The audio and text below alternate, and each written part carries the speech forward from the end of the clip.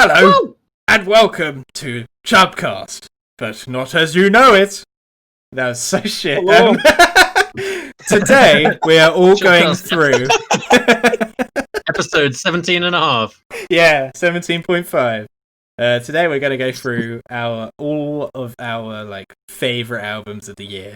Not necessarily albums we did on Chubcast, and it's not necessarily albums that came out this year, but it's just albums we heard for the first time this year, and they're all proper nice in it and all that. And we're actually going to go in order of our favorite. Number one is going to be our album of the year. So stay tuned. You don't want to hear. No, you do want to hear that. You don't want to miss out. That's the one. Don't you dare skip. Don't you dare skip to the end. Don't you do it. Yeah, Don't you cunt. fucking do it. Jesus. Right. Our fifth album of the year. Number 5. Wait.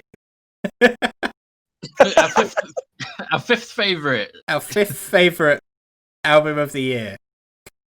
That doesn't sound right. Anyway. Go on, Ben. You start. Top albums of the year, number 5. Yeah, Me? top albums of the year, number 5. This is it, number 5. And it's Ben. Ben's fifth album favourite. Continue. Why? Oh God. Okay, so my fifth choice of my fifth favorite album of the year. It's a little bit spoilers, as most of these choices are probably going to be for future Chubcasts. But I got into them this year. I really like them. They're fucking weird as hell. And my fifth choice is The Nonagon Infinity by King Gizzard and the Lizard Wizard. That's probably my favourite King Gizzard album as well. It's Is that from the one that you showed me? Because I did end up listening to that in the end. I quite like. No, it. you listened to Planet B. Planet B, and that was on Infest the Rat's Nest. Yeah, I lose listening to track that. because they have so many fucking albums. Like they're just cranking them out Dude. all the time. Didn't they release many. 6 albums in 2019? Yeah, they're insane. I think How? they Drugs, have my they friend, lots and lots of drugs. yeah, if you watch any interviews of King Gizzard, they're a bunch of absolutely crazy Australian guys, and they're all a bunch of psychos, but at the same time they're amazing. And Kinda your friendly neighborhood psychos though. They're not like psycho killer psychos. They're weird, lovably weird. Yeah, exactly. They're the hippie variant psycho rather than psycho. But yeah, the Nonagon Infinity. Without going into too much detail, and because I want to save it for another Chubcast, it's one of their albums that was sort of dubbed their fusion of rock, psychedelic, funk, and metal. And the whole album you could basically listen to.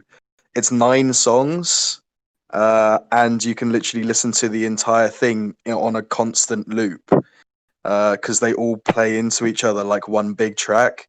And that's why it's called Nonagon for 9 and Infinity, because it's 9 songs forever. So it's so the last song ends as the new one. The first one begins. And... so Go literally perfectly into it. I think If on the vinyl, they had a special vinyl made, so the groove from the end of the vinyl actually goes back into the beginning of the vinyl, so it automatically starts playing from the very beginning again, and the last song flows seamlessly into the first song. Didn't we talk about this on the last Jobcast? We did, yeah, we brought it up. Yeah, we did. Yeah, so I definitely remember you saying that. That's crazy. Yeah, I'd like to see that. I want to see a YouTube video of someone doing that or something. Yeah, that was. Oh. What were you gonna say? I was gonna say, who did I see them with? Was it you, Kyle? Yeah, it was me. We went and saw them in, was it Electric Ballroom? No, it was Brixton, wasn't it? strangely, the main thing I remember of that gig was their intermission, which I'd never seen at a rock gig before, and it was just an intermission of like white noise that got progressively louder until it was like deafening just before they came back on stage, and we were like, "What is Horrendous. happening?" We thought that they were like Brain going to numbing come noise. back halfway through it, and it was like a joke, but they probably went for like a smoke break or something, knowing them. Yeah, like that intermission was so horrible. I can't remember. But the whole gig was weird, wasn't it? It was split into two halves, and one half of it was like much more electronic and almost like a DJ set or something, and then the other half was their like rocky, like heavy over the top stuff. Yeah, I think they. Yeah, I mean, the main. To be honest, I don't remember much of that gig because we were pretty fucked. But Yeah, we actually missed a um, lot of it because it started earlier than we realized because it was split into this Yeah. weird two halves. Oh, that's annoying. Yeah, But Crumbling Castle was my favorite that they played that night, and they played a Rattlesnake, which was really good as well. yeah, that's my favorite. I love Rattlesnake. God damn. Damn. So yeah, that's my number 5. Next up is Zach. Back at ya. Me? Right back at me. Okay, my number 5 goes to a rock band from the UK. Can't remember where specifically. I guess I could get more specific and say England, maybe. But they are quite small. They have one album out. Kyle, me and you saw them at Halloween. And it's Mean Steed. They are a rock, like a hard rock band. And with their album Two Good Fists and a Death Wish, which I will definitely do on Shubcast at some point. And so there's a lot of hard rock bands out there, but very few, tickle me in a way that bands like Airborne and AC/DC and that do. But Mean Steed is one of them, and I'm like, oh, there, let's go, and they just make me so hype. And yeah, we saw them at Halloween at the Firehouse. They were headlining the Halloween gig. Also, Ben stopped doing that, and Doing what? I just hear crashing off the mic and stuff. What? Am I? How am I doing that? I don't know. It just sounds like it. But yeah, Am I doing it now? no. Okay. But yeah, Nah. they're just hard rock band. They're great. We saw them at the Firehouse. I was completely fucked because it's the Firehouse and you have like 3 Dirty Vimtos and you're ending, and that's it. It's over. And yeah, it was amazing. You got like the whole hard rock show. The lead guitarist hopped on the singer's shoulders and they just ran around the fucking venue. And I don't know if she did it at the Firehouse show, but I've seen her like hop on the bar and like do a guitar solo on the bar and stuff. She's awesome, and yeah, good stuff. Definitely gonna choose them. I miss the Firehouse so much. Oh, so do I, man. Did it close in yet? Southampton. No, it's still open, but they were struggling. I remember they must be They were struggling gonna- even fucking more now. They were going to move, right? They were being like forced out of the building or something. Yeah, so when we went there to see Airborne on a Monomark, well, just Airborne, I asked Emily, who works there, and she said that they can't legally be kicked out until they find a new place. So Parky's just taking his time because he can. So, and I think part of me is just like, I'll bet he's not looking just to troll them because he likes fired the location. He's like, I've looked everywhere. There's just nothing there. I know that his main goal, I think, is to get a place with a beer garden, which would be fantastic. And also within the city centre, because a metal pub struggles as it is. If it's not in the city centre, you're fucked. So it has to be in a good location. Didn't the Hobbit close? He could take over the Hobbit. Yeah. I think the Hobbit got saved because they tried to sue them for copyright, obviously, and I think one of the Lord of the Rings actors actually bought it out, and it was like, "No, don't do that." I think Ian McKellen went or something, saved it or something. That was years ago though. Yeah, That happened, it's happened. but now it's actually closed. Yeah, it happened again, and they couldn't save it this time. I think it's still open. They just had to change the names of all the drinks. Yeah, so it's not Lord of the Rings themed anymore. It's just a pub. It's pathetic. It's fucking pathetic. Can't have copyright runs fun. out after 100 years, right? They've been So, shut since 20 more September, it years. looks like I'm on their Twitter, and yeah, it looks like they got shut down last Yeah. September, which is so fucking sad because that was such a lovely Man, club. That's so stupid as well, because like if the people who own the rights to Lord of the Rings, like they're literally there promoting Lord of the Rings. Like it's not like Yeah. they're taking money away from the fucking film studio or anything. The amount of times I went to the Hobbit, got drunk, and then like watched fucking Lord of the Rings the next day. Fuck them, cunts. Anyway, Yeah. and that's Pieces of my shit. album number 5. I moved my info over to Kyle.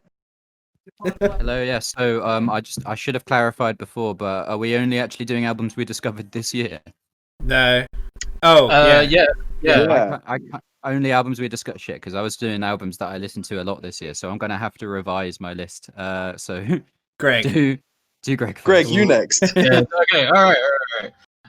So I'm doing one that we haven't discussed on the show. I don't know if I will. I don't think you'll have heard of it. You might have done. It's You haven't a heard of prog this. band. Surprise!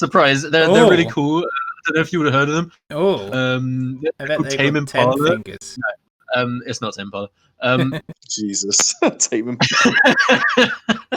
Yeah, no. It's a band which I'm going to pronounce their name right. They're called Sienvar. Oh.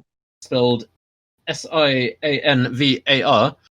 They are an American prog rock / prog metal band. I found them, I think, when I discovered this kind of subgenre of prog of like high pitched, fast guitar, kind of Mars Volta, Closure in Moscow, all that sort of thing. And I had a real phase of them, and this was one of the bands that I looked into. And yeah, their album "Stay Lost," which it's a little bit like the Arcane Roots experience, because I found this, really, really loved it, and then looked them up and found out that they went on an indefinite hiatus in 2018. So they're probably Ah, That's not so coming sad. back. But Maybe. if you like high pitched male vocals and some really swishy fast guitars, check it out. Yeah, "Stay Lost" by Sienvar. fair enough. Kyle. Kyle's number 5. Kyle. My number 5 that I probably should have included anyway on second thoughts, but I didn't even think of it. It is I don't know which album it is, to be honest. It's which one of their albums it is. It's an album called High Risk Behavior by the Australian punk garage band called The Chats, which I'm sure we are all fans of. Hey! Hooray. Yeah, they're good fun. They're a right laugh. They make songs about how good pub food is and about don't bother me because I'm on my smoke break, mate. You know, things we can all relate to. Very important issues. Incredible cutting edge lyricism. Recently they released a single about AC/DC and how good they are. Yeah, you know, they're just fucking around, mate. It's good. I'd like to see them live, but we're not allowed to go outside yet. So as soon as we're allowed to, I think we got tickets, didn't we, to see them? Yeah, we got tickets. Yeah. I think they're for like April, so fingers crossed. It's cutting it fine. It's Couple not of gonna years, happen, bro. maybe. That's not Maybe. happening in April, but maybe next Yeah. year. Yeah, Yeah. exactly. But yeah, no, really stoked to see them. Been listening to them a lot. All their songs are just catchy as fuck. They're nice and short. They're just about having a laugh and dumb shit. We're all about that as well. So yeah, good shit. What singles are on that album? Because I know like "Mum Stole My Darts" and "Smoko." Not It's got that Identity Theft, and Pub Feeder on this album. I don't know either of them. I haven't been keeping up with the chats, to be fair. Should've. You never listened Uh, to Pub Feed? The songs that you were reading don't up, think Ben, Greg, I don't think were on that album. No, they're not. They're on the album afterwards. Yeah, I which think they're on the is- EP. Yeah, the EP. Yeah. Get I this love in, that yeah. album. Which, I need to do a deep dive chats session. yeah, I started on High Risk Behavior, and then I went back to their EPs, and I was like, their EPs are kind of shit in comparison. But Tells that you everything album you is need to know great. about the Chats. That album, Get This In Ya, that has Smoko on it, has 7 songs on, but the whole album is 14 minutes long. Yeah, amazing. Just straight up punk. It's brilliant. Brilliant, That's like mate. my Arion song. Yeah, legit. Or one Opeth song. Yeah. All right. Nice. Nice. Nice one, Number Ben. 4. Nice. Now we go to number 4. Ben, Fucking what's sick, your mate. number 4? Oh, we bring it back straight to me then. All right Yeah, then. we're going round in a circle, boy. Right then, yeah. Why do we suddenly start speaking like that? Ben, I've always thought it There's sounded something wrong like with this. Come on, Ben. Come on, Ben, let's go. Please stop. Number 4. We're playing bingo. Okay, all right. My number 4, another one. I'm not sure if I'll recommend it for Chubcast. I might do. I don't want to bore all you guys to death anyway. But it is the side project from Paul Banks, the lead singer of Interpol. His side project with a couple of other friends that he's known for literally since he was a child. And the band is called Muzz, with their self-titled first album, Muzz. M-U-Z-Z. And yeah, it's kind of like a Muzzy, mixture that between. cartoon that teaches children how to speak other languages. I guess I mean, so. I've never heard of that before. The guy from Interpol wrote that, to be fair, so yeah, he wrote that that's why exactly. I saw that on the wiki. He was the voice of Muzzy. Well, to work in Interpol, you do need to speak multiple languages, so it makes sense. Yeah, that's true. But yeah, so it's basically like the album in short is kind of like a nice mellow mixture between like a lot of Interpol softer kind of stuff with like a lot of the instrumentation that's really reminiscent of bands like The National. So on the post-punk kind of side, it's like a lot more like the lower lo-fi end rather than the kind of like upbeat punkier side of post-punk. So yeah, So he it's wanted really good. to Really, wanted to flex his creative muscles in a different light, but didn't want to like change Interpol's sound. I think that's pretty much the perfect way to describe it. Yeah, there's pretty much like him and his friends were like, you know, how can we do what we're good at but not be exactly the same as Inspo? And they had made like a really amazing amalgamation. Yeah, Nice. of those kind of softer Like- sounds. So A lot like Austrian Death Machine and the As I Lay Dying guy. yeah, he was. Yeah, I mean, to be fair. exactly the same. Yeah. Yeah, so short and sweet. That's my number 4. Good shit. Okay, so Zach. Is it my go for number 4? It is. Okay, I'm gonna give you a hint. You have to guess it. Okay. No. No, I can't do it. No. No. Ben, you can do it. What? You know, they do it with their mouth and they go, oh, but Oh, I know it. I know back of it. your throat. Yeah. That's it. It's... Can I say what it is? Yeah. Is it the Who? It's the Who. Yay! It's the Who. Mine is the Who, the Gareg, because I first had listened to this album in like January, so it's counting it fine for the year, and then we saw them in February. I mostly, Oh yeah, it was the last. yeah, we booked that gig. For me personally, I just booked it because it was Brighton actually finally had a fucking rock band playing it. So I was just like, fuck yeah, I'm gonna go to that gig and I'm gonna fucking enjoy it because Brighton never has any rock playing. And yeah, it's so because of that, I started listening to the album, and fuck me, Sideways, it was fucking fantastic.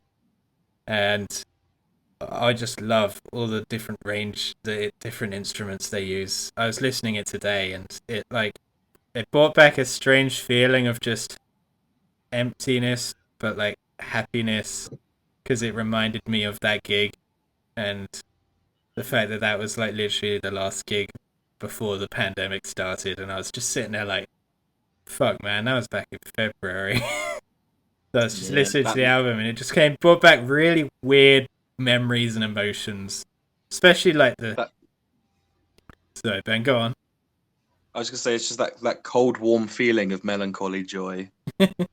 Yeah, legit. It was just I was just sitting there, and especially with like the theme of it being quite grand, just like a lot of the Mongolian throat singing with like the flute, and it's just like lots of highs and like crashes of the cymbals and the stuff going on. And I was just sitting there like, fuck, man. Fuck COVID. I want to go see a band. So yeah, that's why it's number 4, because it brought back happy memories. And I had to remember this because I went through. Turns out Apple Music does have like what you listen to throughout the year, but it's not like condensed. It's just a playlist of like all the songs you listen to. And The Who was on it, and I was like, oh yeah, fuck, I remember that. So fuck yeah, Mate, they're so fucking good. They're one of those bands where like I didn't fully appreciate it until we saw live. Like I thought they were really cool, but then just seeing them live was like a next level experience. It just fucking transcended listening to them digitally. Like they were just so atmospheric. Alien. And just atmospheric is the right word. Yeah, they just created an aura that you just couldn't look away from. Like it was so engaging. Yeah. And the weird instruments and just the energy of it. Like all the fucking whole crowd was jumping. Yeah. Yeah. And the fact that they only have one album out, and because they got so big so quickly, they had to fill out like an hour and a half of like music.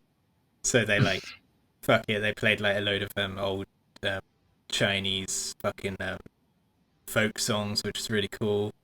And they played UVU twice, didn't they? I think it was Wolf Totem. They came, they did their encore with Wolf Totem again because they were like, "Fuck, we've got to do an encore, but we don't have any more music. Let's just play our most famous song again. Fuck it!" And everyone went crazy. It was sick. Yeah, everyone was very happy with that. Like, I was fine with that. Yeah. The Who, the Greg. And speaking of the Greg, now it's time for Greg's number 4.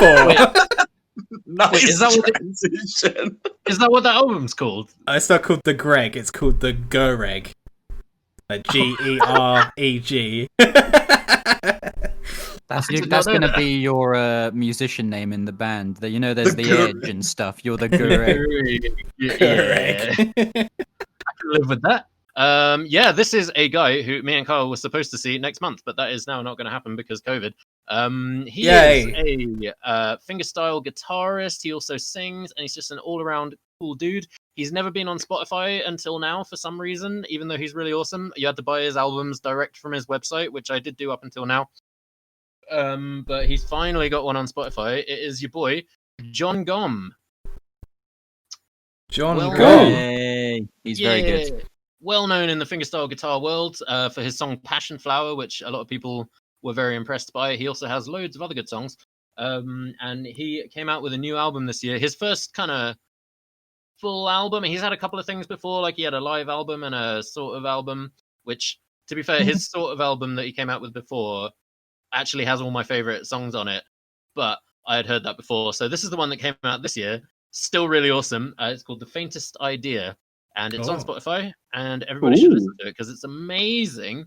Well, is it like a Joe Satriani kind of guitarist? No, he's an acoustic. All acoustic. Okay. Fingerstyle, and he sings as well, and he just has this really, really like emotionally kind of authentic style. I guess I would say that there's just something honest about his music that I really, really love, and I mean, the guitar playing is insanely impressive from a technical standpoint, but also just for the people who don't know, fingerstyle is like it's a style of acoustic guitar playing where you like do a lot of slappy tappy stuff on the guitar's body and stuff, and you just basically use the whole guitar as an instrument rather than just the strings. And he specifically does a few things where like he's replaced the machine heads of his strings with like banjo ones, so he can turn them like halfway down and like sort of detune and retune his strings as he's playing them and stuff. It's really fucking cool. And he's doing all of this crazy shit whilst he's like tapping his guitar and slapping it about and detuning it and tuning it whilst he's singing in a beautiful voice. It's absolutely, I don't know how the fuck anybody does this. The man's like an octopus. He is just the craziest guy. And yeah, like just I actually tried to learn because he sells tabs on his website. I got the tab for his cover of Shaka Khan, and I got about halfway through it, and I could just about play it at like half speed. And it's amazing actually. He has notes for all the guitar percussion, so he'll have a note that says like you tap the top left part of the body of your guitar with your thumb here, and then you like drum your fingers on this part, and then you slap this part in between all the notes, and that's not even anywhere near his most impressive song, and I just couldn't even handle it. Like, yeah, he is ridiculously talented, but also Fuck yeah. a lovely guy, and just makes really cool music. Yeah, I can't praise him enough. Nice. Probably my favorite song by him is actually, I mean, there's Passion Flower, which everybody loves, but I really love The Weather Machine, which isn't on this album, but everybody should listen to The Weather Machine by John Gotthard. And also this album, which is also very cool. Damn, maybe you should pick it as a single one day. I probably will, although it's not on Spotify, which is really annoying. Ah, It's on YouTube though, so you can find it. yeah. Yeah, I normally watch them on YouTube anyway. Just watch it Yeah, with he's an the- he's the outbreak sort of- halfway. he's the sort of musician where you definitely should watch him as well, because you really can't comprehend all the crazy out there shit he's doing unless you can see it. Yeah. It's Okay. So you might as well watch it on YouTube anyway, right? yeah, pretty Yeah, much. absolutely. He puts everything on YouTube. Yeah, definitely watch The Weather Machine and Passion Flower. Damn. Nice. Wow. Yeah, number 4. Oh, baby, number 4. Yeah. Kyle. Yeah. So my number 4, it's kind of a weird one. It's a very old album, but again, the only qualifiers were albums we discovered this year. I discovered this album, as I do with many songs, through the format of memes. The song was very popular on TikTok and Instagram. It's Dreams. It's off the album Rumors by Fleetwood Mac. Oh, I kind of liked Fleetwood Mac prior to this, but I'd never really my given them a dad's proper favorite listen. band. But yeah, Really? this album absolutely slaps. It's ridiculous. Everybody especially talks 'cause- about Rumors and Tusk.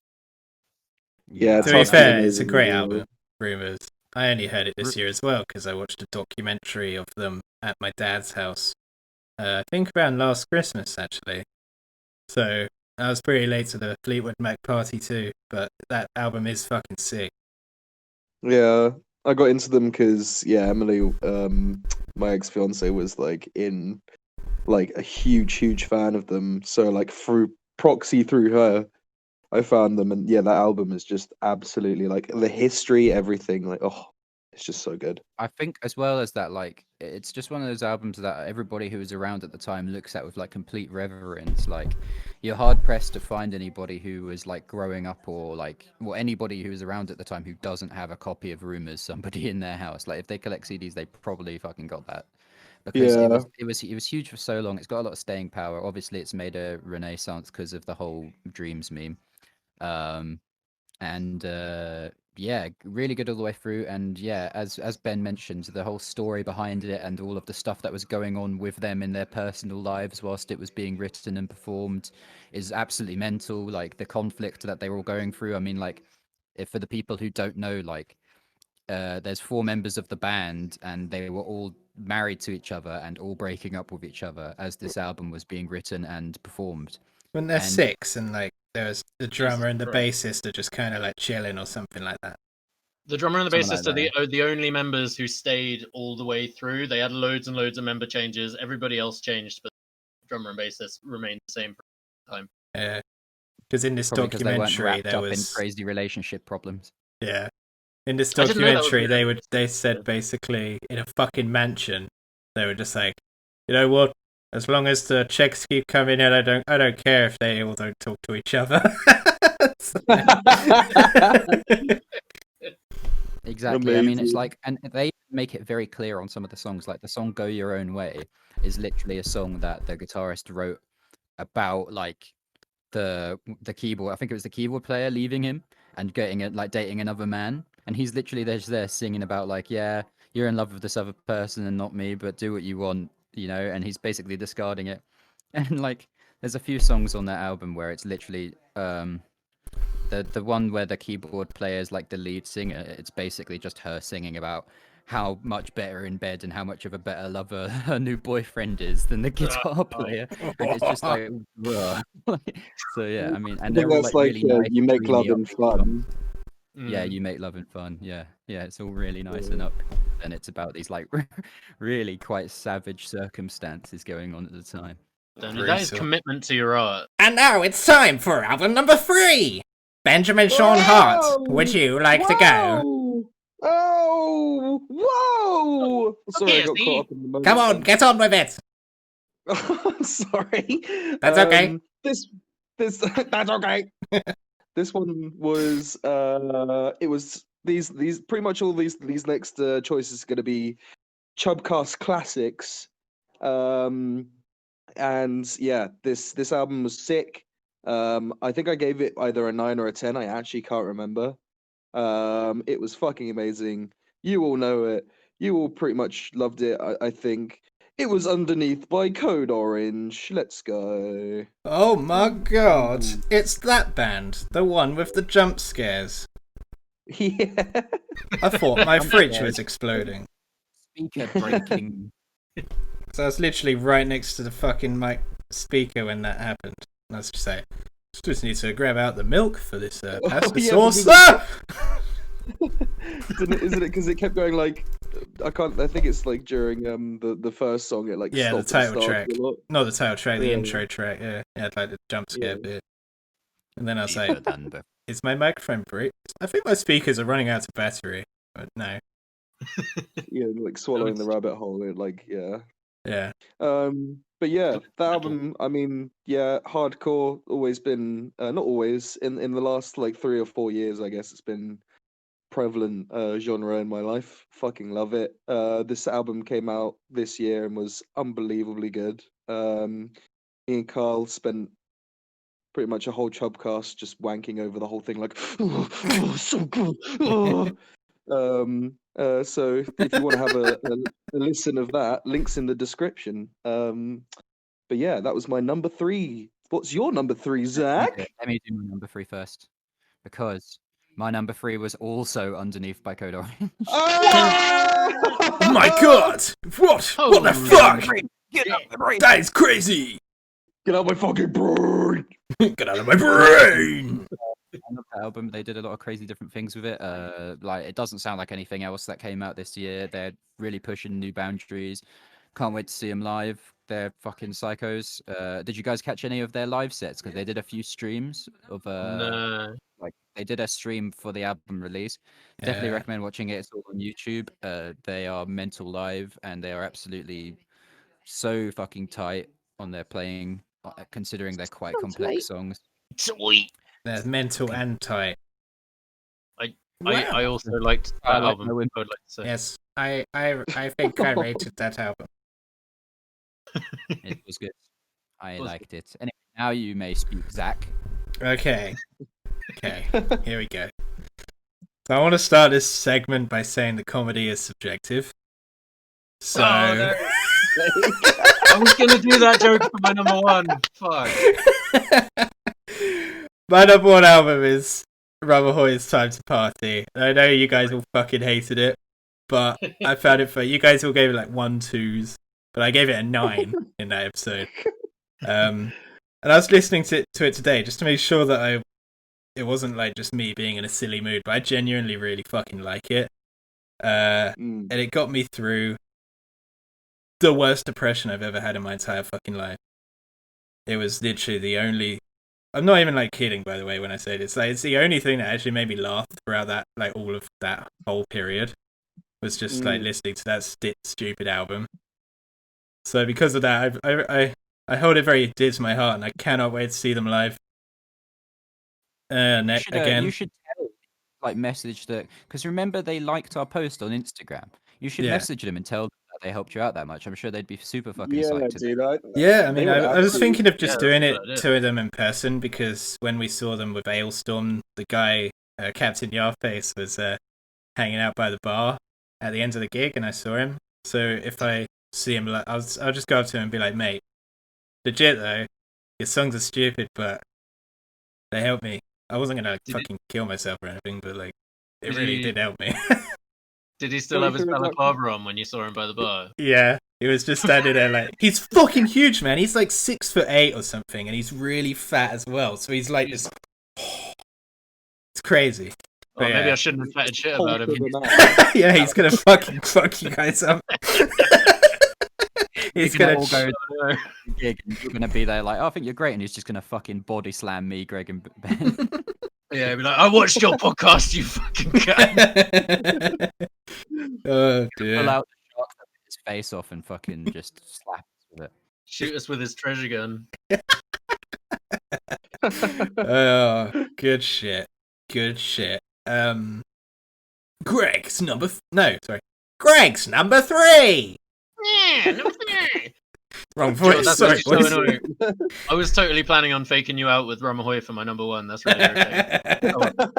Oh, All right, well, another Chubcast classic, one that I think probably isn't that surprising because we've talked about it a few times. It's your boys, sort of tangentially related to pirate metal because of the other band that they do. It's Glory Hammer. Glory Hammer. I was listening to them today, and Yeah, that's so dude, I listen to catchy. them so often. Their album, Legends from Beyond the Galactic Terror Vortex, and it's changed my life. Like, I listen to it I just so snorted. often. It's so ridiculously catchy and just fun, Yeah. and it just makes me happy in every possible way. I bought their merch. I plan to see them live as soon as I possibly can. Yeah, I'm they're glad. just- That is awesome. exactly why I pitched Chubcast in the first place, for this exact what's going on right now. So Yeah, Yeah, that dude. album was That's so awesome. good. You made a fan out of me. Like they are. If I could go back, I think I gave them like an 8, but if I could go back, I'd give them like a 10 because fuck It's- it out, it- really.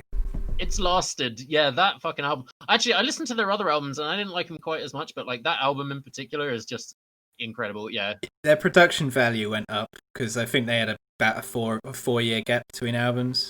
They only formed in like 2011 or something. yeah. So, but yeah, Isn't it crazy that that's still like 9 years ago? That's kind of nuts. yeah. I was in college. Yeah. I'm a better man now, though. So anyway, Older and wiser. wait, no, it's number 2, right? Because you guys shared. Yeah. Number 2, number 2, poo jokes. Ben.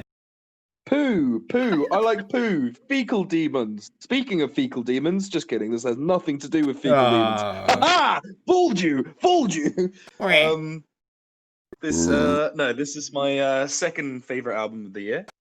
It came out this year. It was featured on Chubcast. It's from probably one of my favorite bands of all time at the moment, at least. They've been very close to my heart and influenced a lot of the things I wanted to do in Chub as well. So it's your boy Idols with Ultra Mono. Ooh. Every single song in this album was just punchy, like, but also like knew how to stick around for the length that it needed to.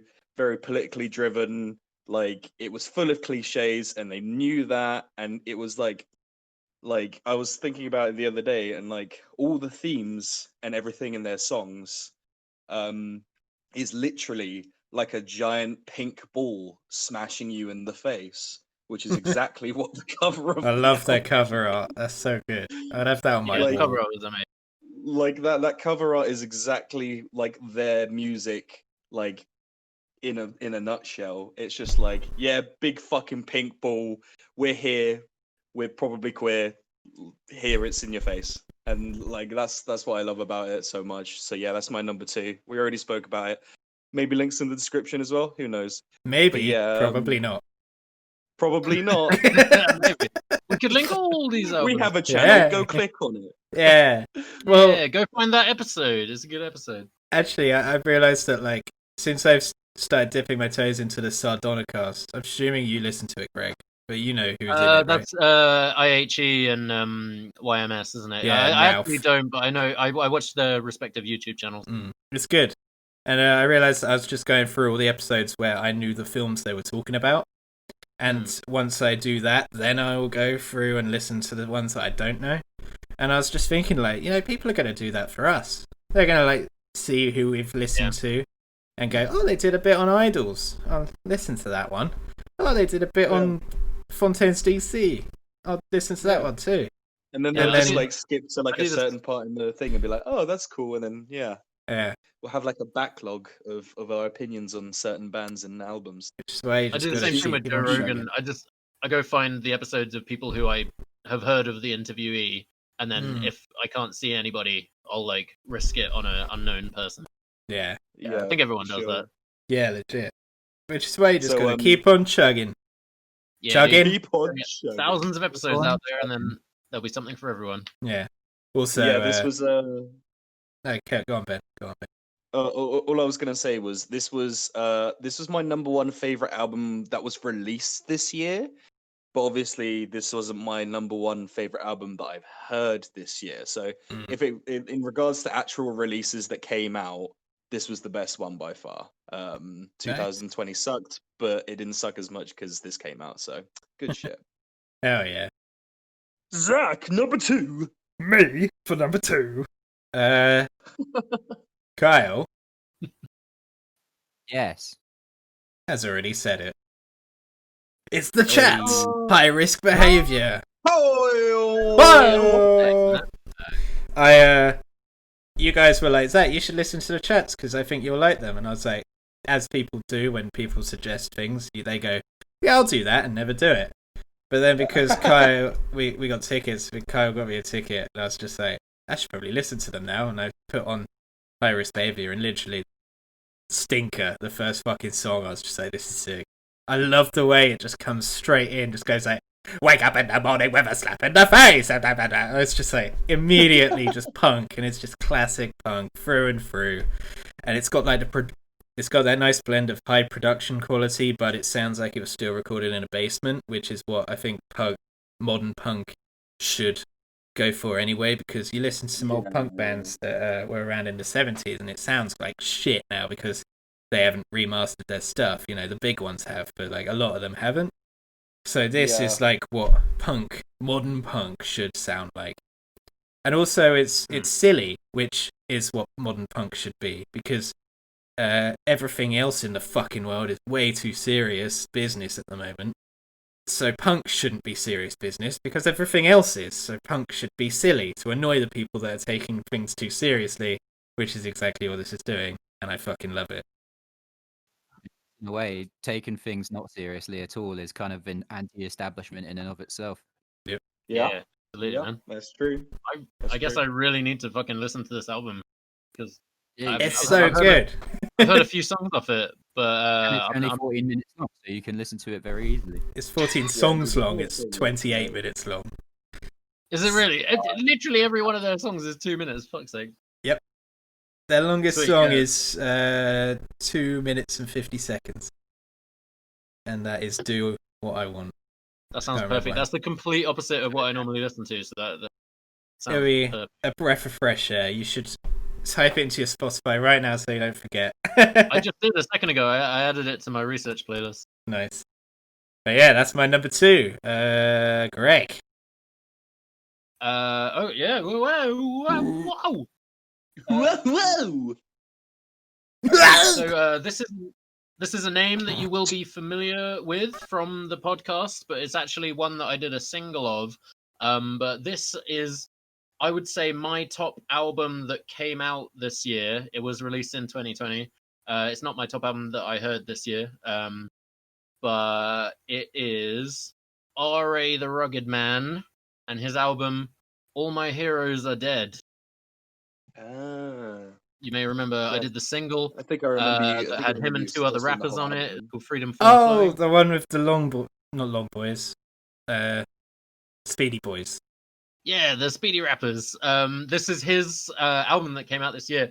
He's well known for kind of disappearing for a few years and then just cranking out a fucking amazing album. And everyone is better than the last. Like, he's been rapping for like decades, but I would say this album that he did this year is like by far the best thing he's ever done. And it's just incredibly impressive from a like a technical, being a really good rapper point of view. Also, I think from a content point of view, he gets some really nice like emotional stuff in there. He's got a song about like his firstborn child, and like he's got some really good angles on politics. Like, and throughout he manages to get some really, really sick beats in there as well. He has like nice collabs. He's got another song in there with Afro, similar to the one that we did on the podcast. He's got songs in there with other well-known rappers like Vinny Paz and one of the guys from the Wu-Tang Clan, and yeah, DJ Jazzy Jeff. There's really nice beats, incredibly impressive rapping. I really vibe with the content. It's a sick album. It is 22 songs long. 3 of them are skits though, Jeez. and it's worth it. I would say. A listen. And if you can't be asked with the whole album, just listen to the song "Gotta Be Dope" that he did with Afro, because that's probably the best song. Damn. Fair enough. Let's go. Rap music. You should- Good hip hop. Yeah, not bad Ghostmate crap. That wasn't even rap. He technically rapped, but I mean, I don't think it would hold up in a court of law if you.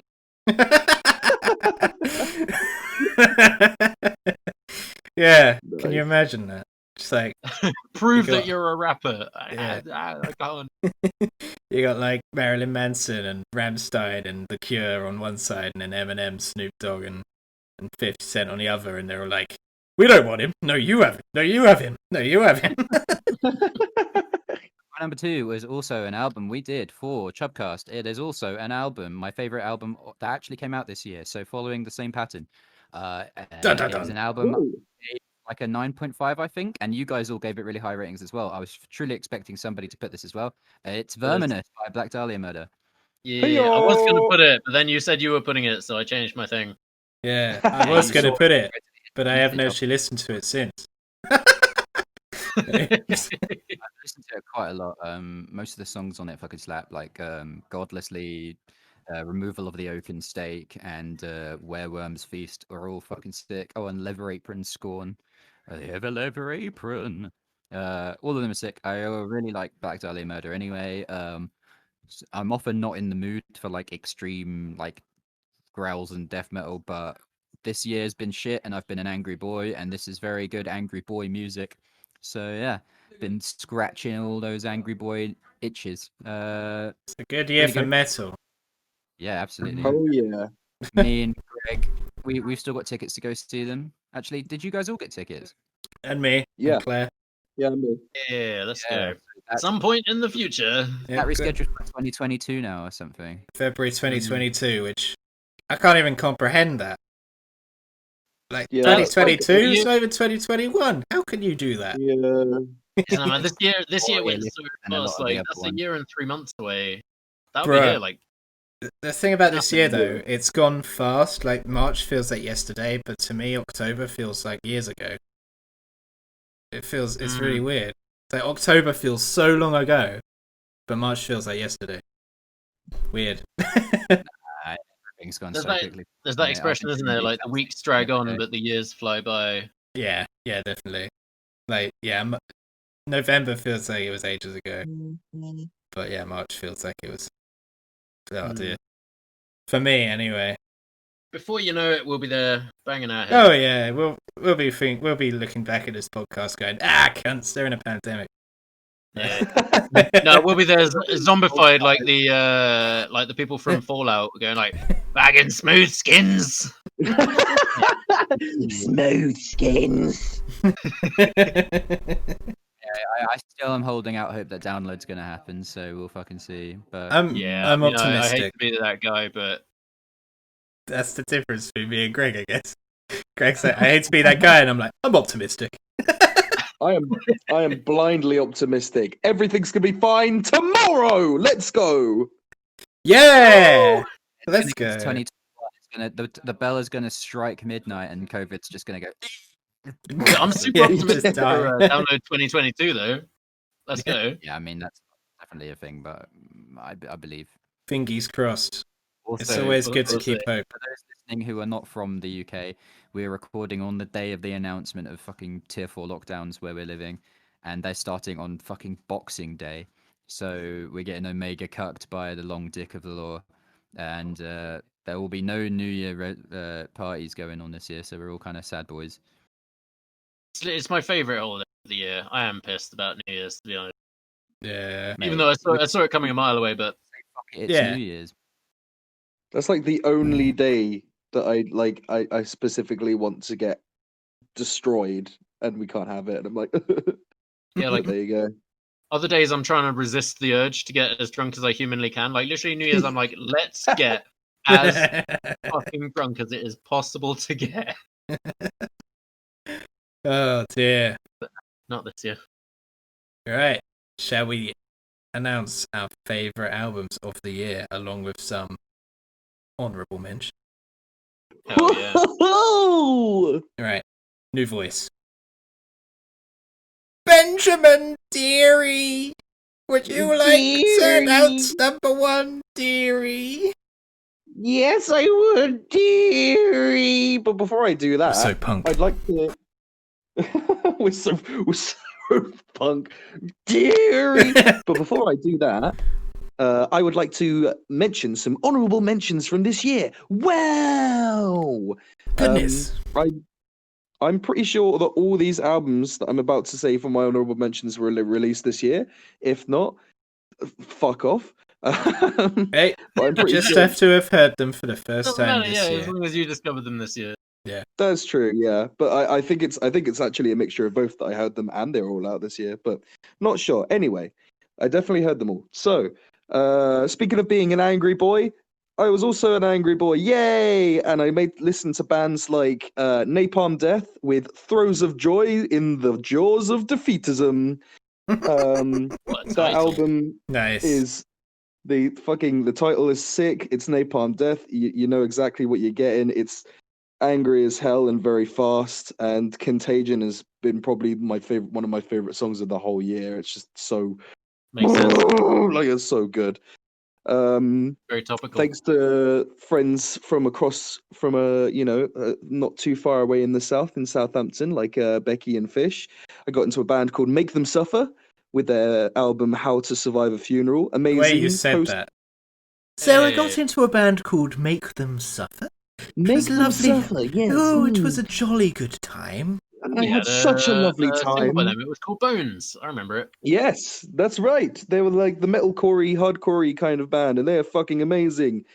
And then there was some post-punky kind of stuff with the Fontaines DC new album. We reviewed Fontaines DC, but their new album that came out this year was Hero's Death. That was great. Thrill by Future Islands. Future Islands are a really good like lo-fi indie band. They're amazing. Thrill came out and that was awesome, and one of the singles from that was great.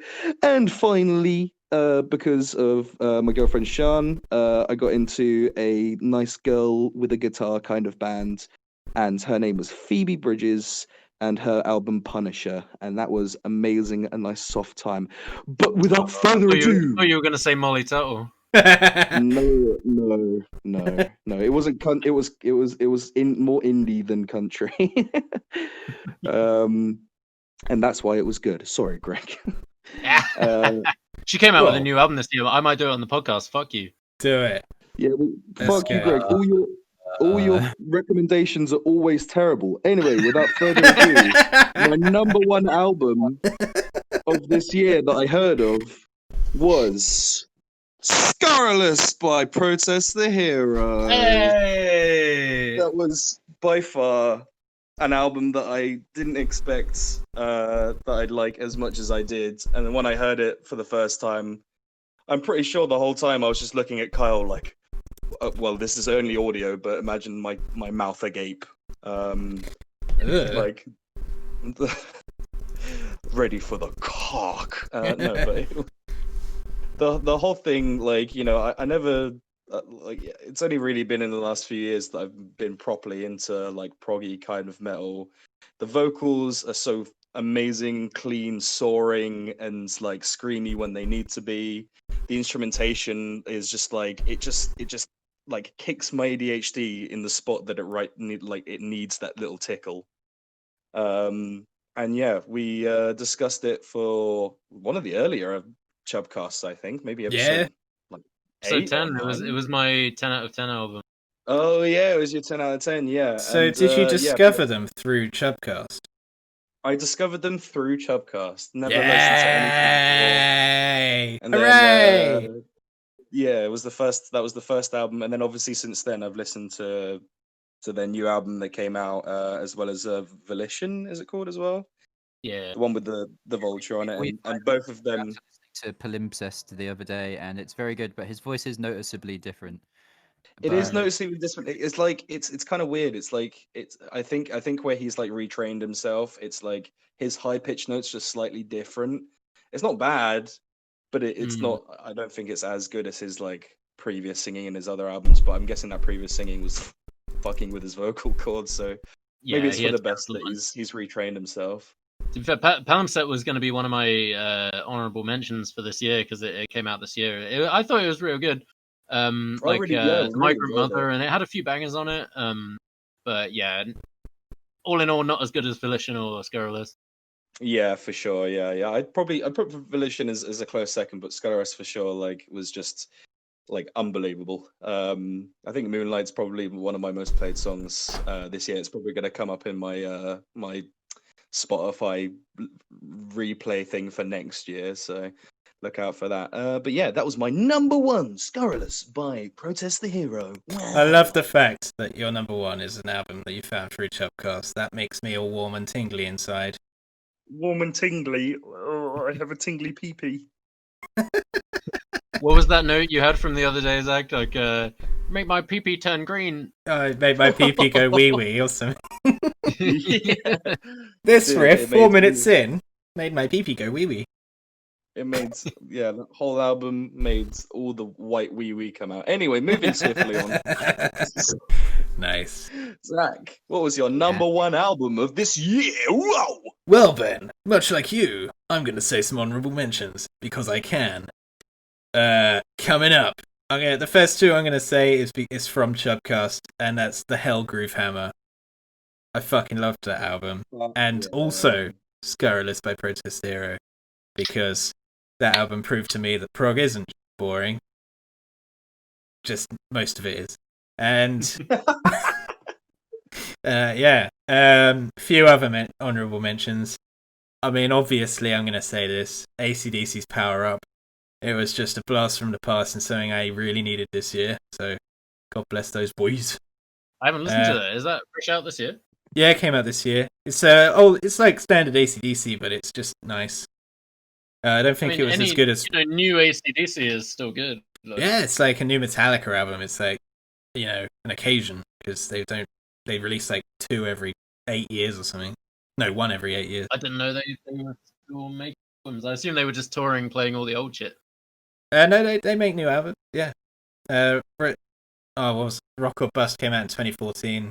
Then before that was Black Ice that came out in 2008. Jesus, was it So- that long I have ago? I have Black Ice Fucking hell. T-shirt. I remember that album, but I haven't paid attention since. Yeah. Damn. Yeah, Power Up's a good album. Not as good as Rock or Bust, I don't think, but it's still good. Because of Dragon Force's YouTube channel, I started listening to them again, which proves that doing YouTube does work. And I listened to their new album, Extreme Power Metal, and I fucking love it. Ensphere released a new album this year, Talasic. I don't know how to pronounce that. Thalasic. Still good though. And I discovered a band I found a bassist on Instagram called Becky something or other, and she's a sick bassist, so I checked out the band she's in. I don't know if you guys know it, but it's Hands Off Gretel. They're kind of milk teethy in a way. They're punk with a female I think I front. remember- Yeah, I think I remember you never heard of mentioning them before. Actually, I want to give them. Yeah, their last album, I Want the World, is really good. It's kind of milk teethy because they split up this year, sadly, so that fills that Yeah. void, I guess. Damn, is that another grunge band that Zach likes? Bruh. Bruh. Dude, Chopcast has changed all our lives. Yeah. Yeah. And with further ado, I'm wondering if you guys know my number one. Do you have any idea? I thought it was going to be fucking Rama Hall. Really? I would go Royal Republic, but I figure you've heard them before this Yeah, year. So I found them like 10 years ago. yeah. No, I don't know. No. Well, my number one album is Ailstorm's Curse of the Crystal Coconut. I legitimately think it's them, in my opinion, and their best album. It's so fucking good from start to finish. There's so many catchy choruses. I don't know if this is the case with all their prior albums, but in this album, they managed to every instrument you hear, from like the hurdy-gurdy to the electric guitar, even brought in like a guy that did chiptune for them. It's all legitimately done. So there's actually someone playing the hurdy-gurdy, there's trumpet players and stuff. It's all fucking awesome. Like legitimate music, and I think that they are just so much fun, and they are literally just my personality in a nutshell. Just silly. And I love it. And I love them To for be it. fair, Fanny Boss was a jam. Yeah, the funny thing is that's actually the weakest song on the album for me. Yeah, Oh, really? Yeah. I actually didn't like Fanny Balls much. I really liked Treasure Chest Party Quest and the other one, whether it was rappy. Tortuga. Yeah. I haven't listened to the whole album. Yeah, Tortuga. Tortuga was a grower for me, but I like it now. I mean, if you want variety in an album, then this album has it, because Treasure Chest Party Quest, stupid fucking Hailstorm. Then Fanny Balls, classic Hailstorm. Then it bumps into fucking Chomp Chomp, which is just a song about someone being eaten by an alligator. And it's and then it goes into the Tortuga album. Then it goes into a slower number called "Zombies Ate My Pirate Ship," which has like a female vocalist come in for one of the verses, and she has an amazing voice. And then it just has so much variety. The last song is like an 8-minute long fucking black metal fucking epic. It's crazy. Yeah, called Wooden Leg Part 2 or Part 3 or something. I can't remember, but I just had a look at it. It's on 2 discs. well, the second disc is just like their joke, don't they? Oh, okay. They always do that jokey bonus track where it's like where it's all dog worth. yeah, Hailstorm Yeah. for Dogs. But this one is the 16th century version, so you're expecting it, but it's all chiptune. That's the joke. Okay. It's Take all that one second shot. disc. But it's seriously a really fucking good album. I love it so much, and I personally think it is their best album. Fuck yeah. I don't know if I'm using this term right, but in my opinion, it's their magnum opus. Is that it? That's the one. Yeah. Hell yeah. Greg. That's... Greg! Dearie. All right. Greg? Yeah, I also have some mentions. One that I was going to mention was Protest the Hero Palantir. I thought it was really cool. Not quite as good as their previous albums, but they can still come back. Still awesome. They can go around to their old albums. Still good. So yeah, that was fun. I have a few others.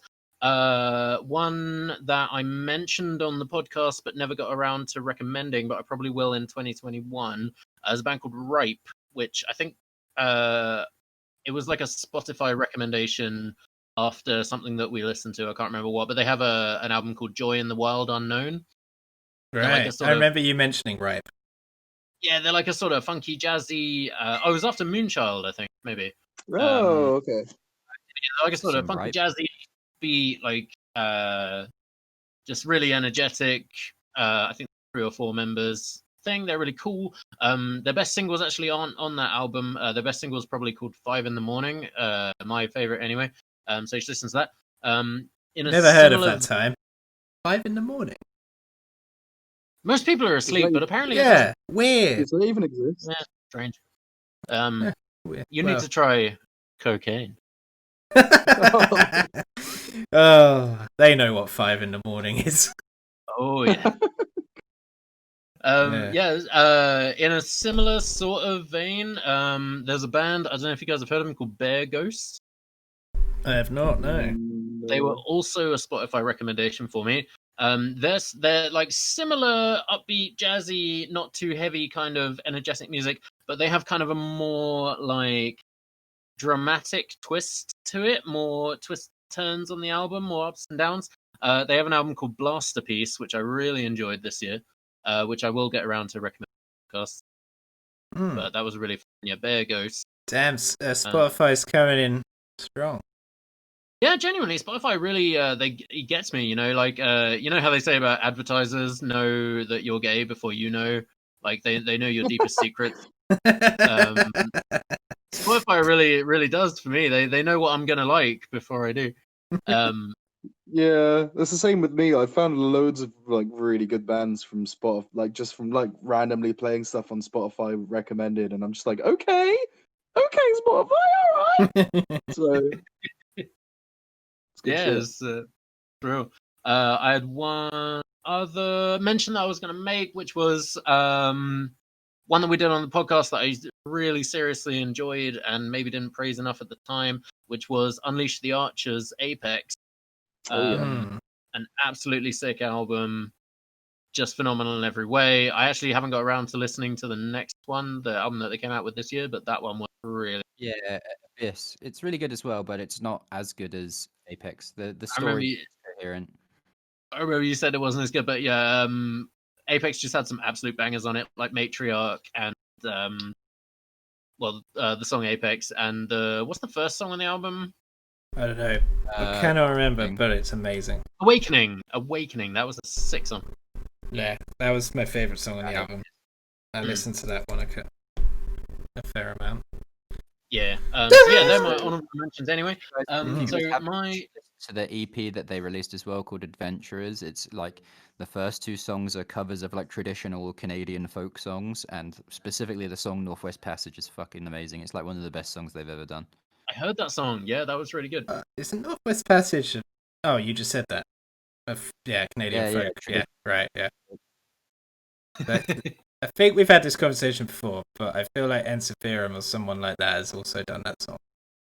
It's a good song. It is.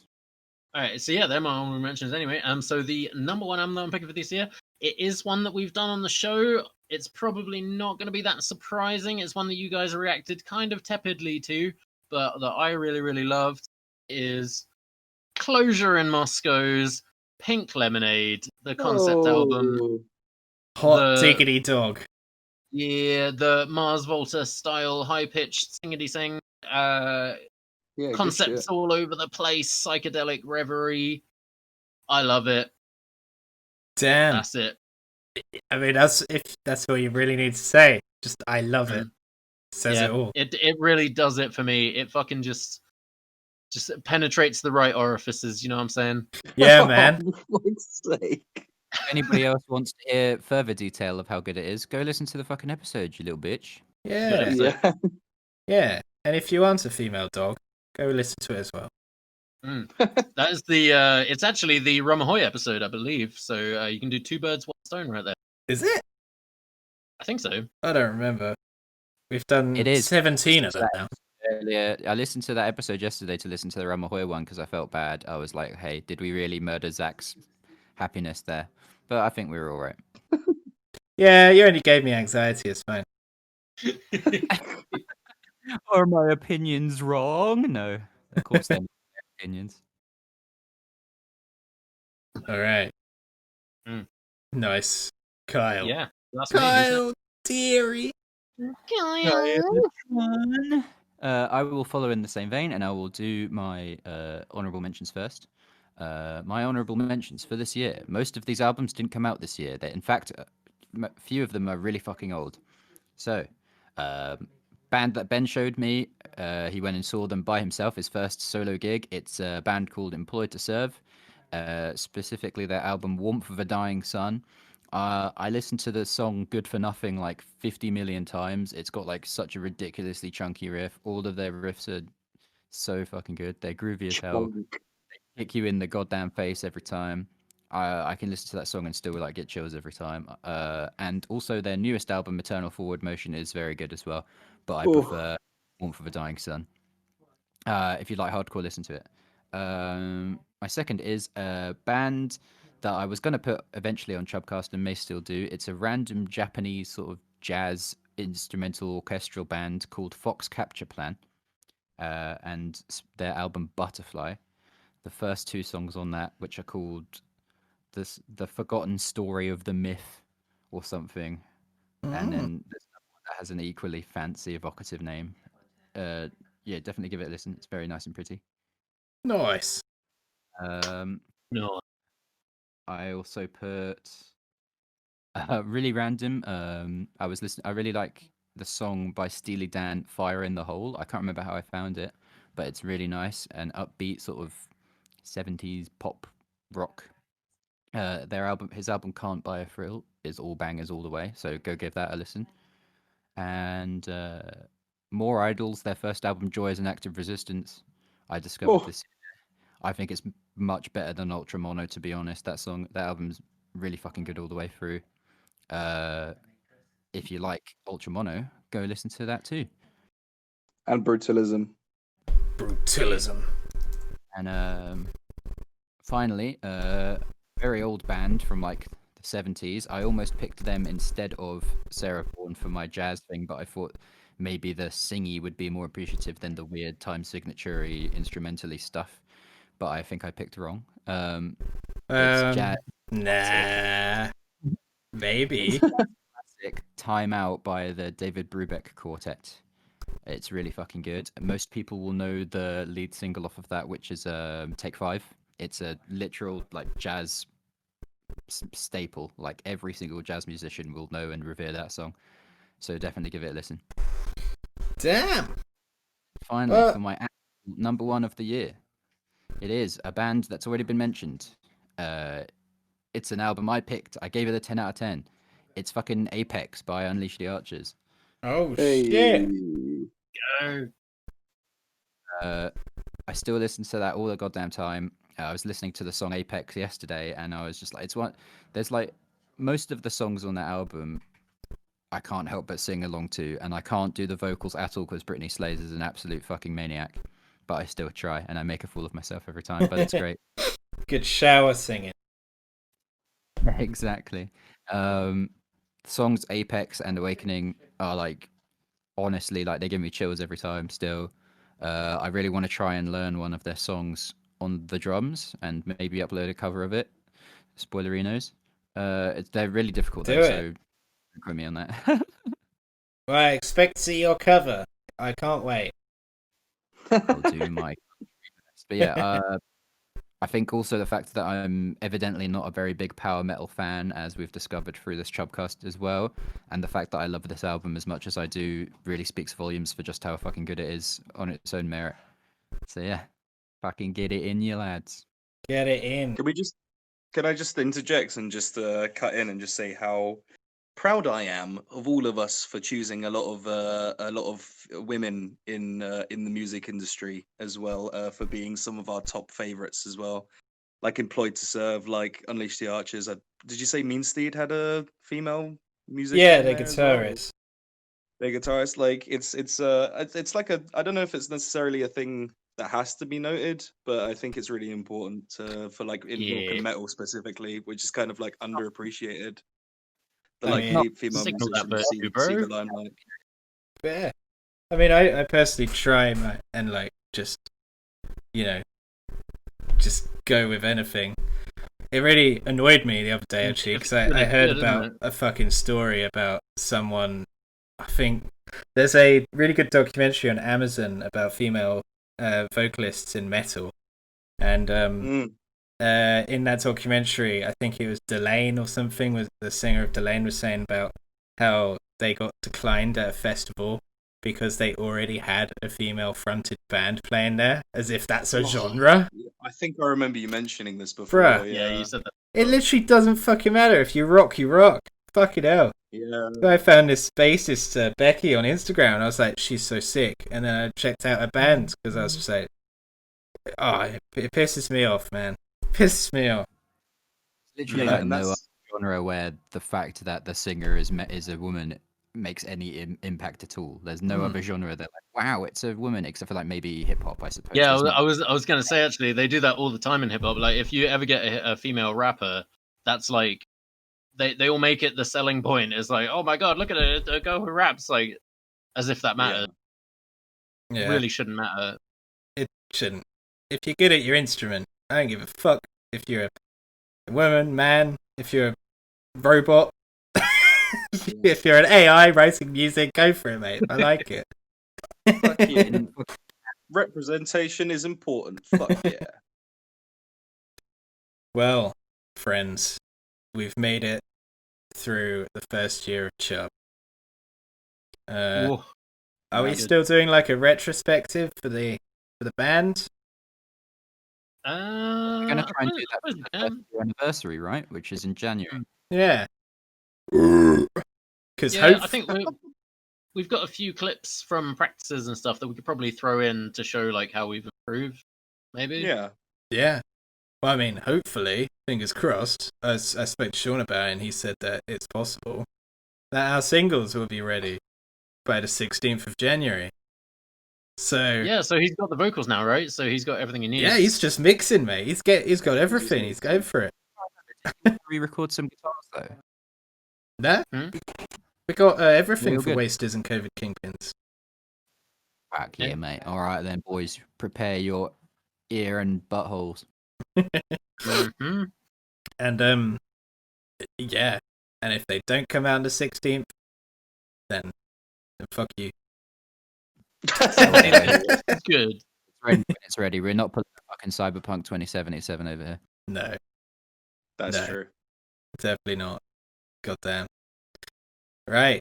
Shall we wrap it up? Yeah. I don't really know.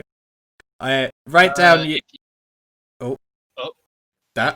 Yeah, that's a good idea. Yeah, give us your top fives of the year. Yeah. Follow the same format as us. It doesn't have to be albums released this year. You can put albums you discovered this year. That's absolutely fine. I figure lots of people will have been listening to more music than ever this year because there's fucking nothing else to do. So we should have some good options. If you want to throw some more albums at us to do on the Chubcast, I mean, we had a nice discussion with a good fella yes, on the last episode we uploaded, where he initially wasn't happy about our rating of Aerion, but we had a cool discussion and agreed that we should maybe do some ice stuff at some point. If you want us to review anything, just fucking leave us a comment, mate. We'll reply to all of them.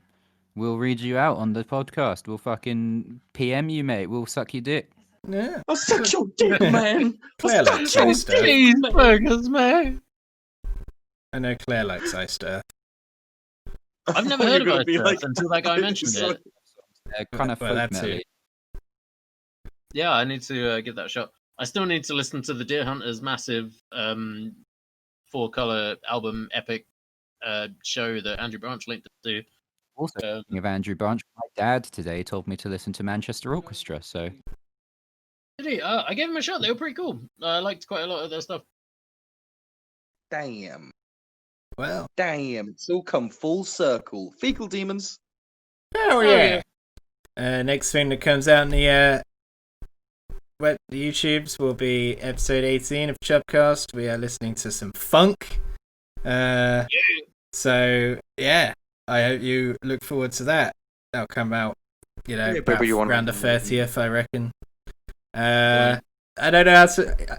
If this episode on the YouTube channel Chub the Band gave you a chub, then Like and Like subscribe. and also leave a comment and get at us on Twitter and all the rest of those stuff.